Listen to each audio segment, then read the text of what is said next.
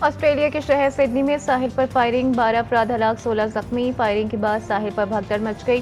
Australian media کے مطابق firing کا واقعہ بانڈی بیچ پر پیش آیا۔ 2 مشتبہ افراد کو حراست میں لے لیا گیا۔ فائرنگ کا واقعہ یہودیوں کے تہوار کی تقریب کے دوران پیش آیا۔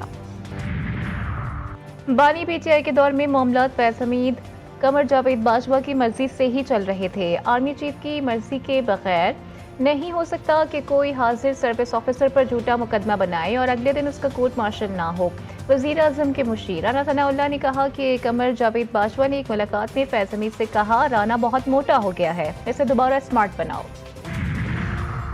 اور نیو یارک میں پہلی بار H B L Pakistan super league road show, chairman P C B Mohsin Naqvi, Wasim Akram, Rameez Raja سمیت دیگر کی شرکت۔ محسن نقوی کا پی ایس ایل کو دنیا کی نمبر 1 لیگ بنانے کا عزم، آگاہ کیا کہ 2 نئی ٹیموں کی بیڈنگ کی تاریخ 22 دسمبر مقرر کر دی گئی ہے، جبکہ پاکستان سپر لیگ 26 مارچ سے شروع ہوگی۔ اداروں میں خود احتسابی کا عمل جاری، فیض حمید کو سزا اس بات کا ثبوت ہے۔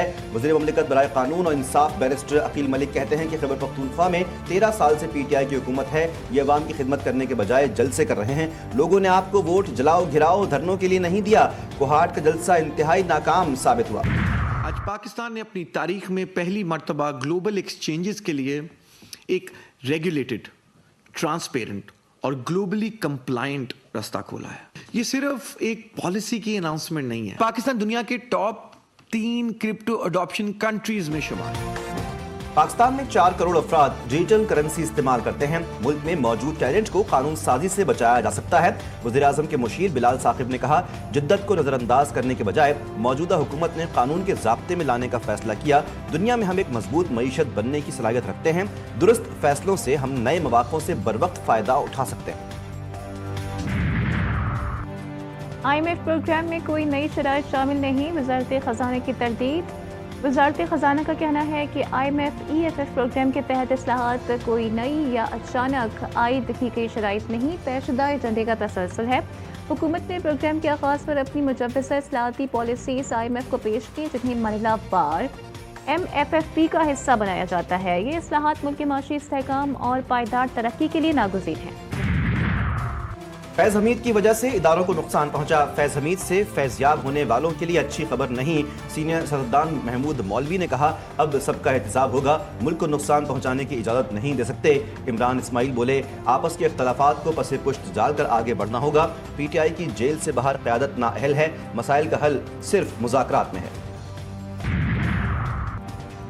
فیض حمید کی سزا سے پاکستان میں نئے باب کا آغاز ہو گیا۔ 9 مئی کے واقعے اور فورن فنڈنگ والوں کا کڑا احتساب ضروری ہے۔ چیئرمین وزیر اعظم یوتھ پروگرام رانا مشہود کا لاہور میں تقریب سے خطاب، کہا، بھارت کے حمایتیوں کو پکڑنے کا وقت آ گیا۔ پاکستان مخالف اکاؤنٹ جو بھارت اور اسرائیل سے چل رہے ہیں ختم کیے جائیں گے۔ ملک میں مخالفین کی کوئی جگہ نہیں، سزاؤں کا آغاز ہو چکا۔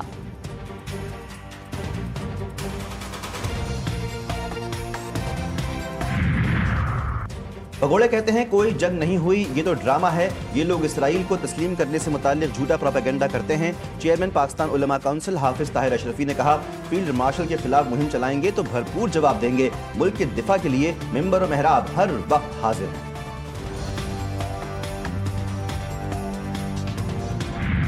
سارے اداروں پر قبضہ سندھ حکومت نے کیا ہوا ہے، اور نیچی سطح پر نہ کچرا اٹھانے کا، نہ پانی کی یا سیوریج کا نظام سنبھالنے کا، نہ، اور اس کی دیکھا دیکھی پنجاب میں بھی یہ کام شروع ہو گیا۔ یعنی ہر غلط کام کی نقل ایک دوسرے کی کرتے ہیں، اچھے کاموں میں مسابقت نہیں کرتے کسی کا بھی، اگر کوئی ایک آدھ ہے بھی تو۔ امیر جماعت اسلامی کا 21 دسمبر سے موجودہ نظام کے خلاف احتجاج کا اعلان۔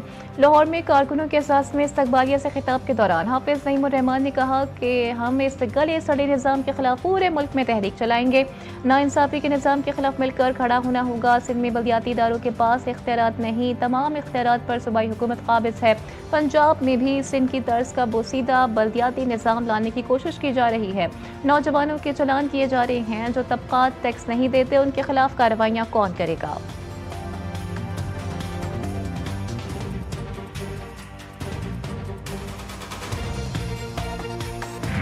کراچی شہر میں 9 ٹاؤنوں میں تم براجمان ہو، اربوں روپے تمہارے پاس ترقیاتی فنڈز کی مد میں موجود ہیں، لیکن کام صفر، کام زیرو۔